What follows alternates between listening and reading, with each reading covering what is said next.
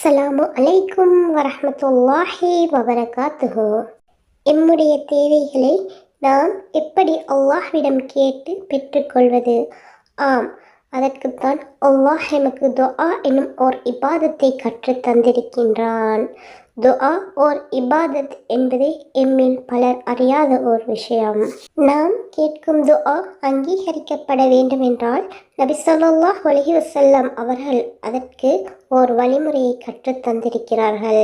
கண்மணி நாயகம் ஸல்லல்லாஹு அலைஹி வஸல்லம் அவர்கள் கூறியுள்ளார்கள், உங்களுடைய துஆ அங்கீகரிக்கப்பட வேண்டுமென்றால் நீங்கள் இதை கூறிவிட்டு அல்லாஹ்விடம் உங்களுடைய தேவைகளை கேளுங்கள்.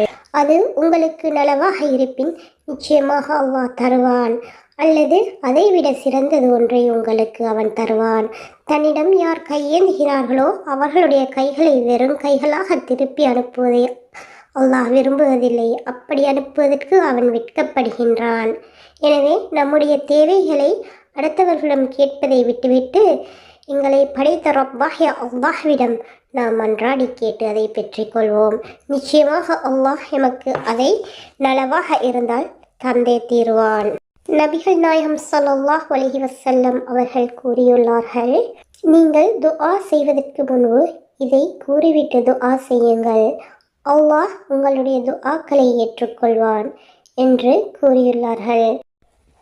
இந்த ஹதீஸ் திருமிதி 3414, அபூதாவுதிலே 5060, இப்னு மாஜாவிலே 3878, தாரமீனும் ஹதீஸ் கிரந்தத்தில் 2604 பதிவு செய்யப்பட்டுள்ளது.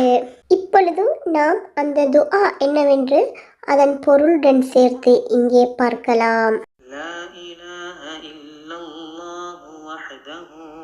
شريك له له الملك وله الحمد وهو على كل شيء قدير الحمد لله وسبحان الله ولا إله إلا الله والله أكبر ولا حول ولا قوة إلا بالله رب اغفر لي. இந்த துஆவின் பொருள், வணக்கத்துக்குரிய நாயன் அல்லாஹு தஆலாவை தவிர வேறு எவரும் இல்லை. அவன் தனித்தவன், அவனுக்கு இணையாக எதுவும் இல்லை. ஆட்சி அனைத்தும் அவனுக்கே சொந்தமானது, புகழ் அனைத்தும் அவனுக்கே உரியது. அனைத்து விடயங்களின் மீதும் அவன் ஆற்றல் பெற்றவன், புகழ் அனைத்தும் அவனுக்கே உரியது. அல்லாஹ் பரிசுத்தமானவன், அல்லாஹ்வை தவிர வேறு கடவுள் இல்லை. அல்லாஹ்வே மிக பெரியவன், அனைத்து செயலும் எந்த சக்தியும் அல்லாஹ்வின் உதவியை கொண்டே தவிர வேறில்லை. என் இறைவா, என்னை மன்னித்தருள்வாயாக. இதுதான் இந்த துஆவின் பொருள். நாம் நம்முடைய தேவைகளை அல்லாஹ்விடம் கேட்பதற்கு முன்பாக இந்த துஆவை பொருள் உணர்ந்து ஓதி அல்லாஹ்விடம் எம்முடைய தேவைகளை கேட்டு மன்றாடினால் நிச்சயமாக அதில் எமக்கு நலவிருந்தால் அல்லாஹ் எம்முடைய கையை வெறும் கையாக திருப்பி அனுப்ப மாட்டான். இன்ஷா அல்லாஹ் எம்முடைய துஆக்களை அல்லாஹ் ஏற்றுக்கொள்வான் என்ற நம்பிக்கையுடன் மனம் தளராமல் அல்லாஹ்விடம் எம்முடைய தேவைகளை கேட்டு பெற்றுக்கொள்வோம். அஸ்ஸலாமு அலைக்கும் வரஹ்மத்துல்லாஹி வபரகாத்துஹு.